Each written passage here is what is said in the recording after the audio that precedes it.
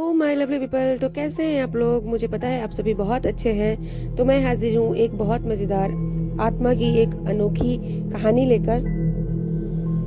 तो चलिए हम स्टोरी सुनते हैं। साल 1950 का यह एक चौंकाने वाला किस्सा रानी बाजार का है। यहाँ राम प्रकाश रहता था, जिसकी बेटी को 5 साल की उम्र में कैंसर हो गया था। कई डॉक्टरों को दिखाने और इलाज कराने पर भी उसमें किसी तरह का सुधार नजर नहीं आया। होते होते एक रात कैंसर ने उसकी जान ले ली। उस बच्चे की जान रात को करीब 1 बजे गई थी। उसी रात को पास के ही एक गांव की महिला मोहिनी को एक ट्रक ने टक्कर मार दी थी। मोहिनी के परिवार वालों ने पूरी विधि के साथ उसे अंतिम विदाई दी। अब बच्चे के परिवार वाले भी उसे दफनाने के लिए जंगल की तरफ निकले। जंगल जाते समय अचानक उस लड़की के शरीर में हलचल हुई। सभी हैरान हो गए कि मृत लड़की का शरीर कैसे हिल रहा है। थोड़ी ही देर में लड़की जिंदा हो गई और उसके परिवार वाले खुशी खुशी उसे अपने साथ घर ले आए। किसी को भी इस बात की भनक तक नहीं थी कि उस लड़की के अंदर उसी रात ट्रक से टकराने वाली मोहिनी की आत्मा घुस गई थी। बच्ची जब से मौत से लौट कर आई थी, तब से ही उदास और चुपचाप एक कोने में बैठी रहती थी।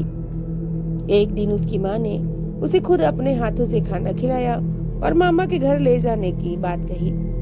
खाना खिलाकर उसे अच्छे से तैयार करके वो उसे अपने मायके ले गई।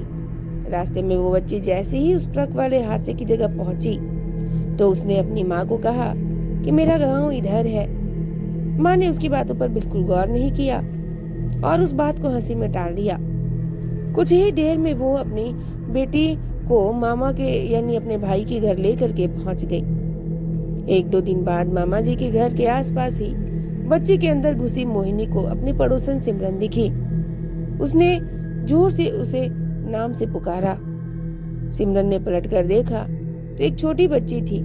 उसे बड़ी हैरानी हुई कि इस लड़की को मेरा नाम कैसे पता। तभी मोहिनी ने अपनी बात उसे बताई और बीती सारी बातें जब उसने उसे बताई तो उसने कहा कि मेरा परिवार वालों ने मेरी मौत से ही पहले मुझे जला दिया था, इसलिए मेरी आत्मा भटक रही है। उसी दिन इस लड़की की भी मौत हो गई थी तो मैं इसके शरीर में घुस गई।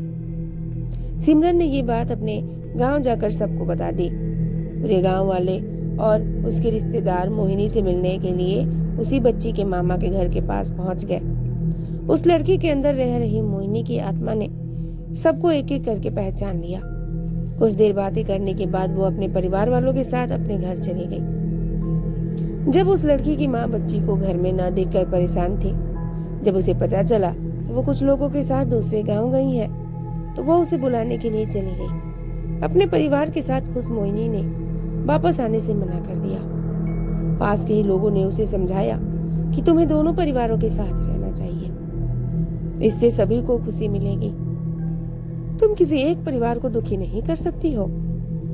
इस बात को सुनने के बाद लड़की के शरीर में रह रही मोहिनी अपनी माँ के साथ वापस आने के लिए राजी हो गई।